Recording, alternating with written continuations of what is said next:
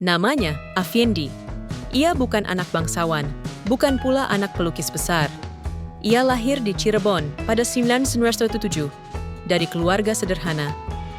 Ayahnya hanyalah pegawai rendahan di perkebunan tebu. Tak banyak yang bisa diharapkan dari hidup saat itu. Serba terbatas, serba kekurangan. Namun dari kecil, Afandi sudah berbeda. Ia suka mencoret-coret dinding, suka menggambar di atas tanah, di atas kertas, dimanapun ia bisa mengekspresikan isi kepalanya. Gambar-gambarnya tak rapi, tapi penuh nyawa, penuh emosi.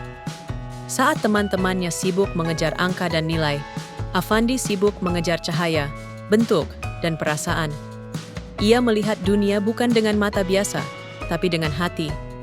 Ia tahu, dirinya tak seperti orang kebanyakan. Tapi mimpi jadi pelukis saat itu adalah mimpi yang hampir mustahil. Melukis bukanlah jalan hidup yang dianggap layak, apalagi bagi anak dari keluarga miskin. Melukis dianggap hobi sia-sia. Tapi Afandi tidak menyerah. Ia belajar sendiri, otodidak, tanpa guru, tanpa sekolah seni. Ia menggambar dari pengamatan. Ia mengamati alam, wajah manusia, cahaya sore hari, dan kerutan di wajah nenek tua. Semua hal sederhana, tapi penuh makna.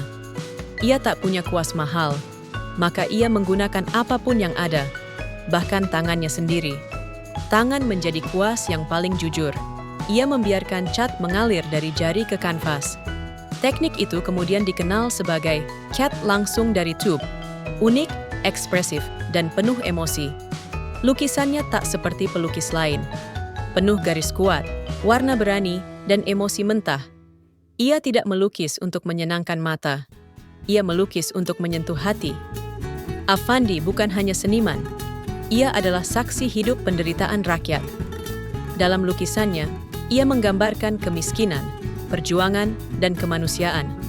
Ia tidak mengejar pujian. Ia hanya ingin jujur pada dunia. Lalu satu hari, seorang kolektor melihat karyanya.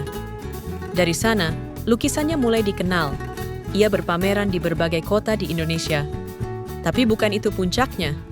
Tak lama kemudian, undangan datang dari luar negeri. Afandi membawa lukisan-lukisan karyanya ke Eropa, ke Amerika. Ia bukan hanya mengangkat kuas, ia mengangkat nama Indonesia ke dunia. Di Paris, London, Venesia, Tokyo, nama Afandi disebut-sebut sebagai pelukis ekspresionis kelas dunia. Karyanya dipajang di museum-museum bergengsi.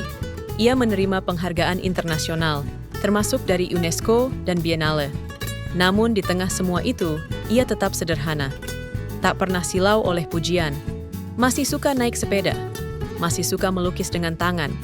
Masih menjadi Afandi yang dulu, jujur, bebas, dan setia pada nilai-nilai kehidupan. Ia membangun museum kecil di Yogyakarta. Bukan untuk membanggakan diri, tapi untuk berbagi dengan generasi muda. Ia ingin anak-anak Indonesia tahu bahwa seni bukan hanya tentang estetika, tetapi tentang jiwa, tentang keberanian mengekspresikan kebenaran. Afandi mengajarkan satu hal penting, bahwa karya besar tak harus lahir dari sekolah mahal, bahwa suara hati lebih penting daripada teknik yang sempurna, dan bahwa kejujuran dalam berkarya akan membawa kita jauh, bahkan sampai ke penjuru dunia. Ia pernah berkata, "Saya tidak melukis untuk menjadi terkenal. Saya melukis karena saya ingin hidup."